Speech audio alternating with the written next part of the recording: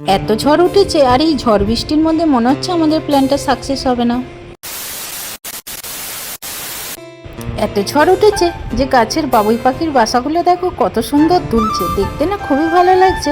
কিন্তু ভাবছি আমরা এত ঝড়ের মধ্যে বেরোবো কী করে? আমরা তো একটা প্ল্যান করেছি, তাও আর ওয়েট না করতে পেরে আমরা বৃষ্টি ঝড়ের মধ্যেই বেরিয়ে পড়লাম ঘুরতে। তো হ্যালো এভরিওয়ান, এই যে আমরা যাচ্ছি ঘুরতে। জানি অনেকটাই মেঘ করেছে আর ঝড় উঠেছে, তবু কিন্তু আমরা যাচ্ছি ঘুরতে। আর অনেকটাই লেট হয়ে গেল বেরোতে। আমরা যাচ্ছি একটা মন্দিরে, কিন্তু মন্দিরটা মনে হচ্ছে বন্ধ হয়ে যাবে, দেখা যাক কী হয়। আর এই যে আম বাগানের ভেতর দিয়ে যাচ্ছি, এখান দিয়ে গিয়েই মন্দিরটা পড়বে।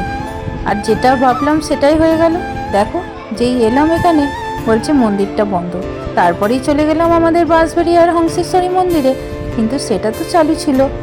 হয়তো ঝোড়ো হাওয়া দিচ্ছে, কিন্তু তাও আমাদের ঘুরতে যাওয়া বন্ধ হয়নি। তবুও আমরা ঘুরবো, জানো তো। আমাদের না ঘুরতে প্রচণ্ড ভালো লাগে, বিশেষ করে আমার যদি শরীরটাও খারাপ হয়, কেউ যদি বলে ওখানে ঘুরতে যাবো, আমার তখন শরীরটা ভালো হয়ে যায়। আর আমি তখনই বেরিয়ে পড়ি ঘুরতে। আর এই যে দেখো আমাদের হংসেশ্বরী মন্দির, আর এখানে বাচ্চারা তো খুবই মজা করছে। কি সুন্দর দেখো, বাচ্চারা খেলা করছে।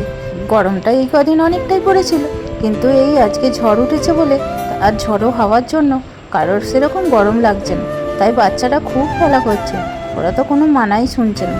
আর এই যে দেখো, মন্দির তো আমাদের এখানে এখনও চালু আছে। আর এই দুজন মিলে গেছে মন্দিরে নমস্কার করতে।